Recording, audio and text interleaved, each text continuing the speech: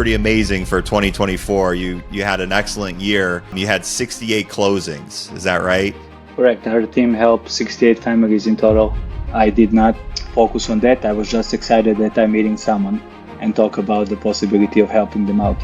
They often ask me like, "Hey, are you actively recruiting?" And I'm not, honestly. Recruiting would be great for me because the more people we have in organization, the more closings naturally is going to happen.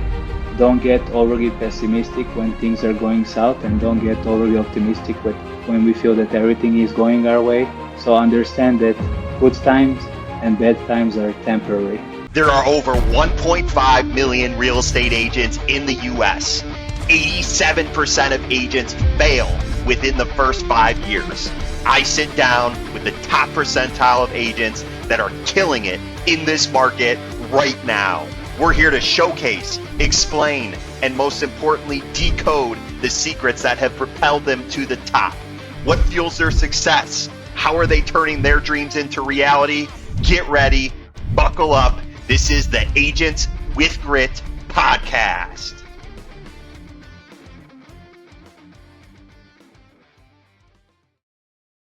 All right, everybody, welcome back to another episode of Agents with Grit. And today we have Mate Granic, who serves Miami area, mostly Dade County, Miami-Dade County. And Mate, you have been in the business now 11 years, and the stats on Mate are pretty amazing for 2024. You had an excellent year. You had 68 closings. Is that right? Correct. Our team helped 68 families in total last year. Amazing. And your team, it's a team of 5 real estate agents. Is that right? Correct. Amazing. Okay. And I know Miami area is where you service, and you've been keeping plenty busy over there. Now, as far as 11 years being in the business, can you talk a little bit about how you got your start? Absolutely. So I started really as a part-timer. Interestingly enough, I was influenced and inspired to become a real estate agent by my ex-mother-in-law. She was doing it part-time, and then when I moved from Maryland to Miami, I found it very interesting, and shortly I developed a passion for real estate.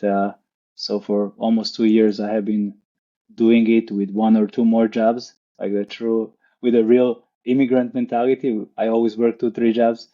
And then in 2016, I transitioned and I only focus on this career. That's awesome. I want to talk more about being an immigrant. So where are you originally from? Yugoslavia is where I was born. Then it fell apart, and I'm from the country that's called now Serbia. Okay. And so when did you come to America? I came in 2009. And 2009. Yes. And how old were you at the time? I was 25. Oh my gosh. Wow, 25. So did you know English? Yes, I was blessed that my parents always push for my sister and I to educate ourselves. And I also played rugby for 10 years, which gave me a lot of opportunities to travel, and we had international coaches. So that was amazing experience. So I did know English probably on advanced level, I would say. Nice. Wow. So you played rugby. Was it professional rugby? I played for the national team. I was a captain under 18, under 20. I was a vice captain for the senior team. I played in Russia professionally in 2007 for a short period of time. And it's absolutely amazing. Yeah, that's incredible. Wow. So you were an athlete. So can you talk a little bit about like where you learned leadership and, being competitive in the sport? Yeah, being competitive definitely helps in any sport. And what I love about the rugby is we have 15 players on each side. So communication is extremely important because we need to talk with each other. And I was in position that is equivalent to quarterback. So my main responsibility was to organize plays and communicate with other team members, and of course teamwork and understanding people and lifting each other up, because they're like in anything in sports, you can have amazing moments, and we all have moments where we would doubt ourselves. So one of my main responsibilities was to lift other people and empower them and get the best out of them. Hmm. Has that impacted your success or your team in real estate now? I would say yes.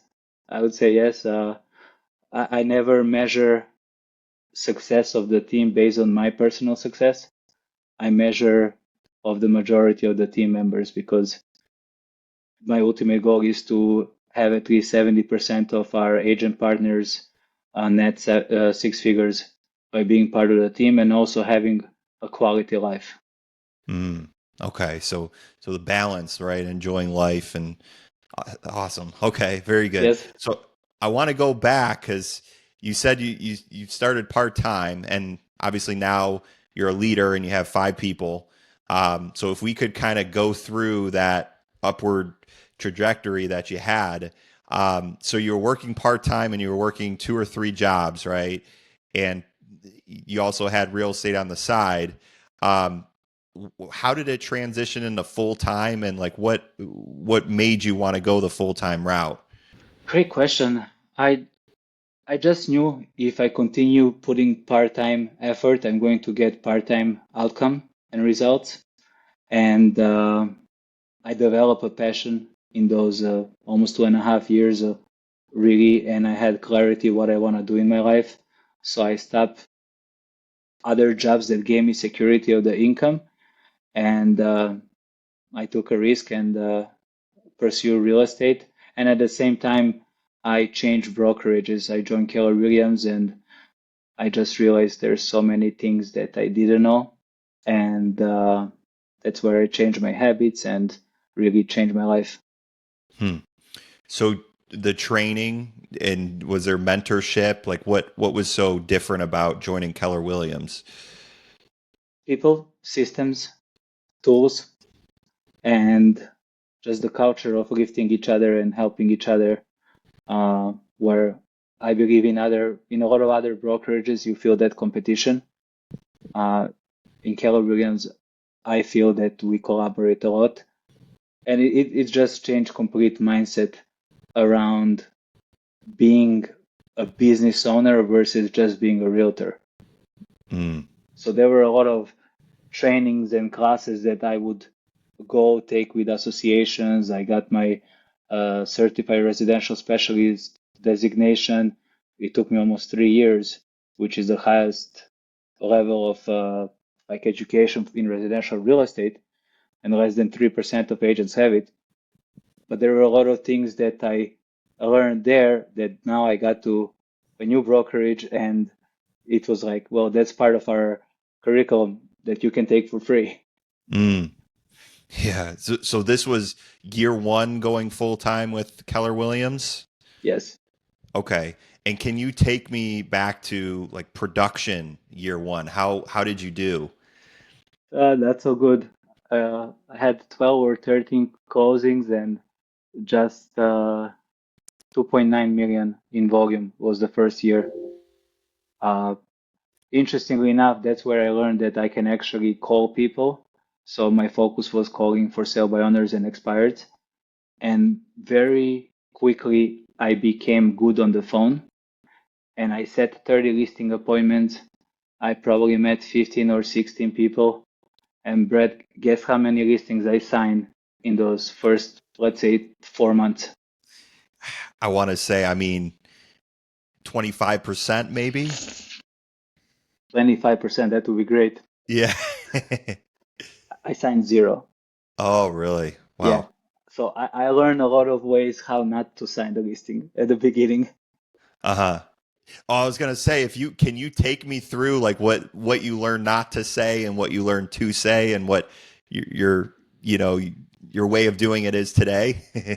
Well, the successful listing consultation starts with pre-qualification, which at the beginning I wouldn't do. I did not focus on that. I was just excited that I'm meeting someone and talk about the possibility of helping them out. So it starts with a pre-qualification, then I like to send a pre-listing package so they get familiar a little bit about myself and the team. And now 100% of my focus is on the family, what they're looking to achieve, and to figure out if I can help and deliver results that they're looking for. Because if I'm confident I'm not able to deliver, then I'm just gonna let them know from the beginning and shake their hands and walk away versus being in a contract with someone for 6 months and not delivering the goal that essentially they hire me to do.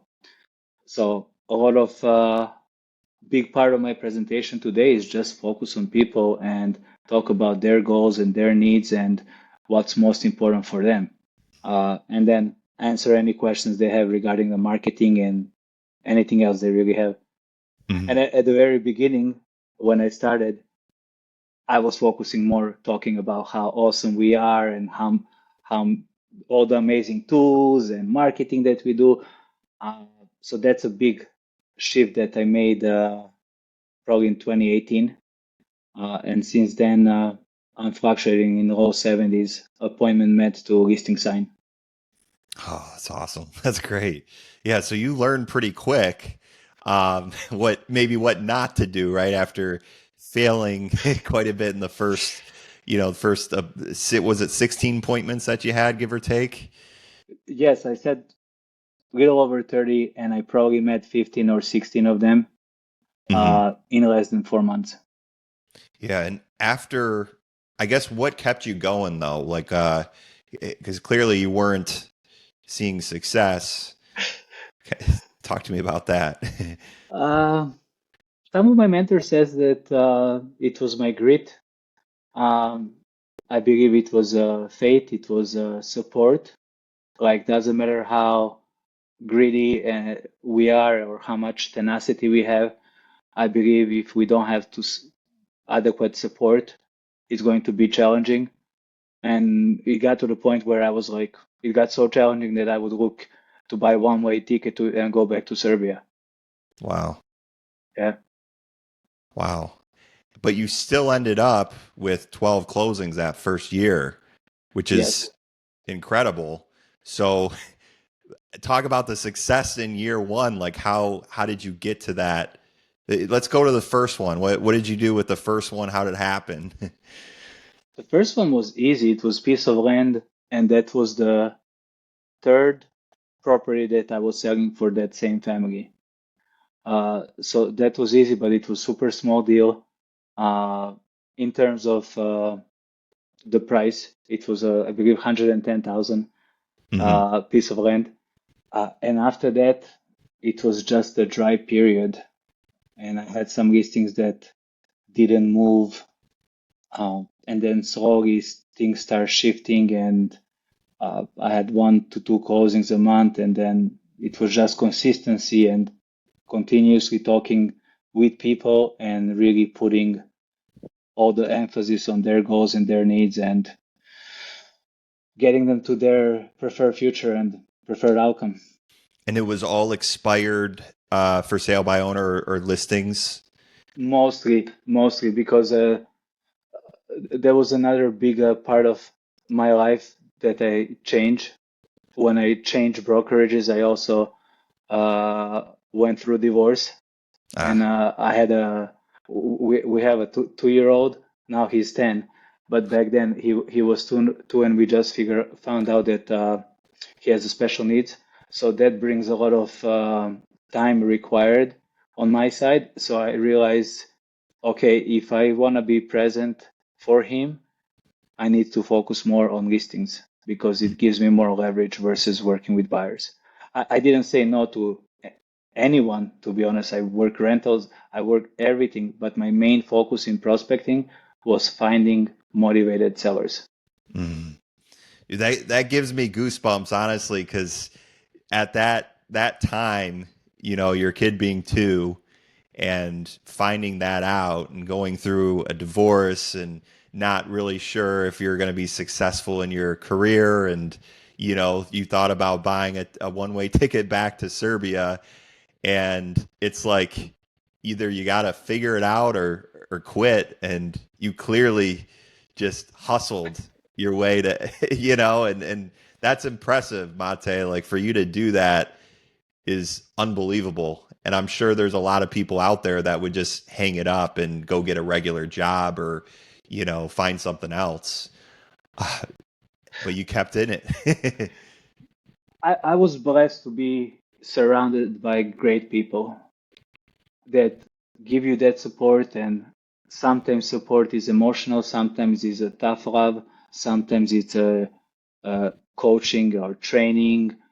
Uh, Sometimes it's just telling me, Mate, you're all over the place, sit down, choose one direction and run. Hmm. So I have an American father figure. His name is Mark, and often he would tell me, hey, you're not fulfilling your potential. Like, I know you can do more, but you have to narrow your focus and double down on things that you're good at. And that hit me very well. Mm. So, like my third year, I went to 13.7 million, and I became the number one team member. Back then, I was a member of another team, and eventually I became a partner in that team. And then once I went to that level, I never went down really, which Yeah. was great. Did your work ethic change at all, or were you still at it? It did change a little bit because now my focus is, instead of just finding motivated sellers, my priority now is how can teams support agent partner success, and how can we improve our systems and resources so our agent partners succeed. That's my number one focus. I still wake up at 4:30, 5 o'clock in the morning. I still work on myself like before. So there are some basic habits that I kept. And right now I'm more focusing on the people versus on my personal production. Hmm. So did you make things more efficient for you in the systems and kind of figuring out a better way or maybe a more efficient way to produce? Yes, absolutely. Okay. Sometimes I feel that I put significantly less effort than 6, 7 years ago, and I still get great results. Hmm. And where was the business coming from in year three? A big percentage was still expired and for sale by owners. I started also teaching classes. I became very active in real estate communities. So I did over 4 million that year in 2019, agent to agent referral. Hmm. So I build organic relationship with other agents in different areas. I also unselfishly always, whenever I go to different offices, I share everything that I'm doing, no reserves. And some of the best investment deals that I made in real estate investing came from other agents, Hmm. because I would constantly talk about me looking for opportunities and uh, letting them know that, hey, it's great that we work for compensation and get our commission, uh, but I want you guys to think beyond commission in this career because it is possible. Hmm. So you got into the real estate investing side and acquiring properties? Yes. Yeah, so you're walking the walk is, what you could say. Like you're not just selling homes, you're buying and you're looking for opportunities. Did you create clientele were do you still work with a lot of investors? Yes, my bread and butter is really sellers and investors. Hmm. Uh, God gifted me with a good number skills, so I'm very good with numbers, Hmm. and that's just naturally easy for me to work with. And I am passionate about helping people build wealth through real estate because this country really rewards you to give a roof over the head for other people. So there's a lot of benefits. Um, and I'm constantly taking trainings. I'm part of a real estate planner community where I take trainings on 1031, DSTs, uh, just to become more savvy and more educated in that realm. So at the end of the day, I serve other people better. I can also coach and train my agent partners in that, so they feel more confident, because a lot of times realtors feel intimidated when they work with the investors. Just vocabulary is different. Yeah, I love it because you found your bread and butter from the start, right? Year one, you found these expired listings and for sale by owners, and you were meeting with tons of clients and obviously producing, but you still have been open to learn new ways, right? Or new investors or 1031 exchange, like probably fix and flip properties, right? There's all sorts of angles that you could go because there's a ton of opportunity in real estate, right? Um, Absolutely. so for you to do that is impressive, and the amount of knowledge I'm sure you have is a lot more than maybe your normal regular agent. And it's cool that you went out, and did you travel to other agent communities and educate them on what you knew, and then in return they felt, hey, I want to refer my client who's buying in Miami to Mate? Yes, so most of my presenting and teaching happens in South Florida. So Broward, West Palm, a lot of different offices in Miami. I did classes for Miami Board of Realtors as well. And then when I go to conferences, I always find people that are interested, that have similar interests, and just going back to unselfishly sharing everything I know, and other people are like that most of the time. So we just work on lifting each other and improving each other. That's really what matters. And getting better. Yes. Right. Awesome, Mate. I mean, that's impressive.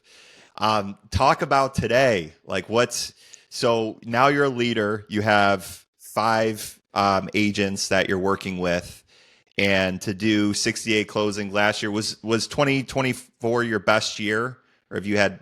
Okay, what? Talk to me. What kind of numbers did you do prior? In 2023, I really didn't even work full year. I worked less than 9 months, and I helped 21 or 22 families for 23 million, little over 23 million. And that was my personal production. Mm-hmm. And 2024 was challenging because it was the first year where I had a new partnership, where I took over someone else's team and became the rainmaker of that team. So my personal production took a little dip, which I was fine with, because really most of my income came from investing. So I was able to focus on improving the systems and working on mostly newer agents that are agent partners that we currently work with. And that was my focus, which again, it's very rewarding, because when I see agent partners are getting recognition in the office, I think that's my greatest accomplishment. Mm. Yeah. Awesome. Yeah. So what's next? Like, are you obviously you have the real estate investing side of things that you're doing, but can you talk more so about your goals from the agent side of things and what you plan on doing? Organically grow.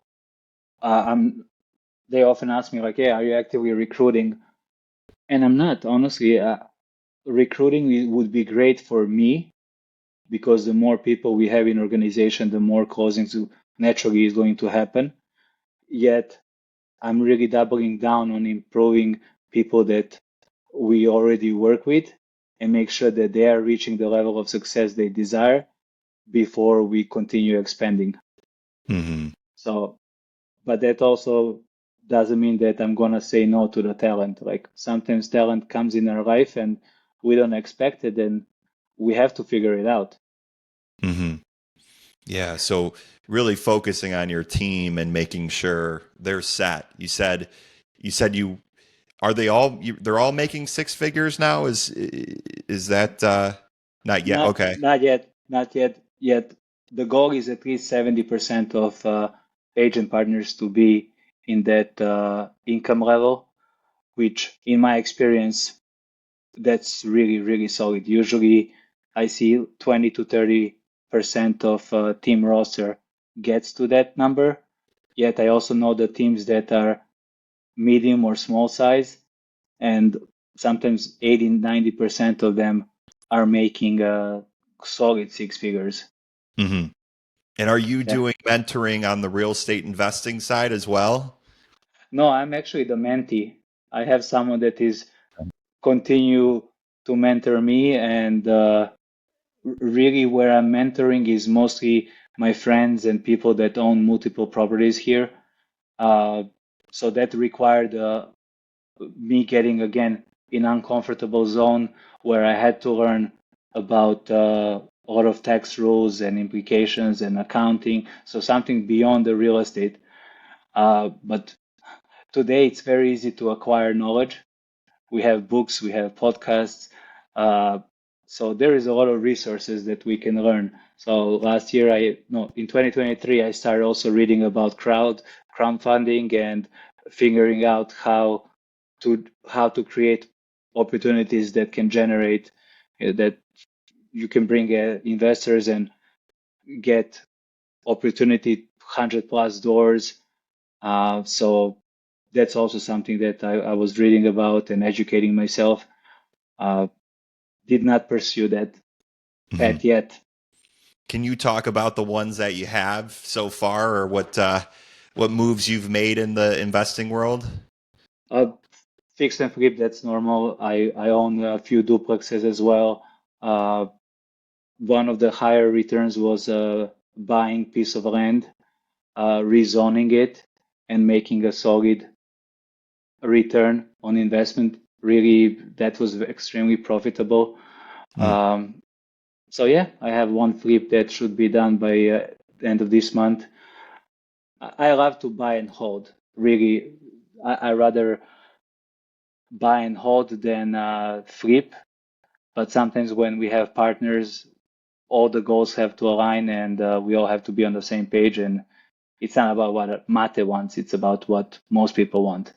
Mm-hmm. And if someone wants to flip something, then I'm not gonna get stuck and say, no, I really want to hold.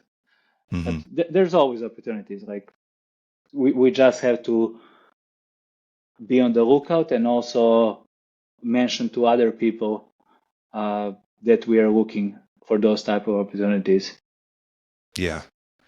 And you being that agent to guide those investors is obviously profitable because you're representing them in that transaction, and there's a lot of people that want to invest, right? And Miami is such a great place to be and community, and you've clearly capitalized on it from being an immigrant at 25 coming into United States, and for all the success you've achieved so far. Mate is absolutely incredible. I'm excited to obviously see what you do, and I really want to thank you for coming on the podcast and just dropping a ton of knowledge and sharing, and providing a ton of value. Is there anything else that you want to leave us with? Any advice that you would want to share to maybe an agent that isn't so successful in the business right now? I would say manage your energy. Don't get overly pessimistic when things are going south, and don't get overly optimistic when we feel that everything is going our way. So understand that good times and bad times are temporary. And probably the number one suggestion that I always have is just make sure that you have a good habits that are lifting you up, and also always check on your surrounding, because sometimes we are gonna get in situation where we need to end a relationship with someone if it's not serving us well. Hmm. That's it. Before I want to dive into your habits, so I got to know, like what you mentioned, you wake up at 4:30 and work on yourself. What kind of things do you do throughout the day or the week to make sure your habits are in tune? Working out, I got into long distance running, so I did a couple half marathons and one full marathon. Wow. Working on our body, working on our mind, writing down the gratitude. Uh, I'm blessed that I'm from Serbia, so at 5, 6 in the morning, I can call my family because of the time difference and Hmm. talk with them. Um, and just making sure that we take care of our body throughout the day. You saw me taking sips all the time, uh, and just always looking to grow, always looking to uh, improve yourself, always asking better questions, and that's it. Hmm. Awesome. Yeah, Mate. We have Mate Granic, right, everybody? Where's the best place to find you? You can find me on Instagram, Mate Miami. That's my handle. My profile is open. You can also text me 305-924-3393. So I'm very responsive, and whoever has the challenges or suggestions, uh, I love to help other agents and really give them up and share and also learn from others. Awesome. Yeah, Mate, we'll have all your information in the show notes as well. But again, thank you so much for coming on. Thank you, Really Brad. appreciate your story and congrats on all your success. I appreciate it, Brad.